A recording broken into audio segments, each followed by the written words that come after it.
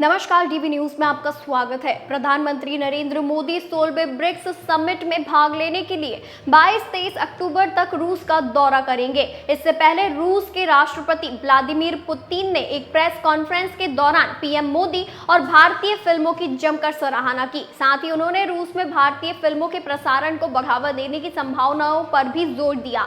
Putin ने कहा कि अगर हम ब्रिक्स देशों को देखें तो मुझे लगता है कि हमारे यहाँ भारतीय फिल्में सबसे लोकप्रिय है। एक टीवी चैनल पर तो 24 घंटे भारतीय फिल्में दिखाई जाती है। हमें भारतीय फिल्मों में बहुत रुचि है। हम इस साल मॉस्को अंतरराष्ट्रीय फिल्म महोत्सव में BRCIS देशों की फिल्में पेश करेंगे। रूस के राष्ट्रपति व्लादिमीर पुतिन ने कहा कि वह यूक्रेन में युद्ध के संबंध में प्रधानमंत्री नरेंद्र मोदी द्वारा जताई गई चिंता को लेकर उनके आभारी हैं। यहाँ मीडिया से बातचीत में उनसे पूछा गया कि क्या वह रूस और यूक्रेन के बीच शांति वार्ता में भारत की भूमिका देखते हैं, तो उन्होंने पीएम मोदी के साथ अपनी बातचीत का जिक्र किया और उन्हें अपना मित्र बताया और कहा कि उनका देश इसके लिए आभारी है। पुतिन ने कहा कि युद्ध खत्म करने के लिए कोई समय सीमा निर्धारित करना कठिन है। उन्होंने रूस को युद्ध में धकेलने के लिए अमेरिका और नाटो को दोषी ठहराया।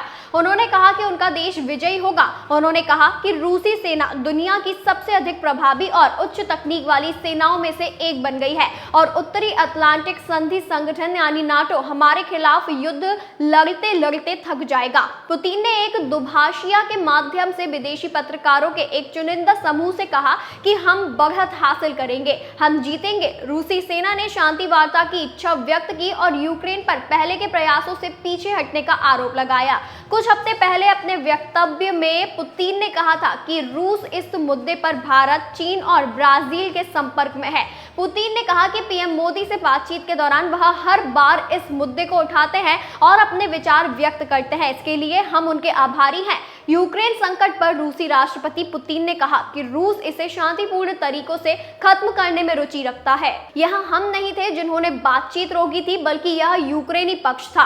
रूसी राष्ट्रपति ने कहा कि ब्रिक्स का उद्देश्य कभी किसी के खिलाफ नहीं था। भारतीय प्रधानमंत्री नरेंद्र मोदी ने कहा कि ब्रिक्स एक पश्चिम विरोधी समूह नहीं है, यह एक गैर पश्चिमी समूह है। पुतिन ने के मुताबिक अमेरिका ने लगातार प्रतिबंध लगाकर रूस के साथ अपने रिश्ते खराब कर लिए हैं और इसका उन पर नकारात्मक प्रभाव पड़ा है। पूरी दुनिया सोच रही है कि क्या डॉलर इस्तेमाल करने लायक है। यहाँ तक कि अमेरिका के पारंपरिक सहयोगी भी उन्होंने अपना डॉलर भंडार कम कर दिया है। अमेरिका लगभग 15 साल पीछे है, वे चीनी विकास को नहीं रोक पाएंगे। पुतिन ने कहा कि रूस और चीन ने एक अद्वितीय संबंध स्थापित किया है। अंतरराष्ट्रीय क्षेत्र में रूस और चीन की बातचीत वैश्विक रणनीतिक स्थिरता के प्रमुख कारकों में से एक है। उन्होंने कहा कि चीन के साथ हमारे संबंध एक दूसरे के हितों को ध्यान में रखकर बनाए गए हैं।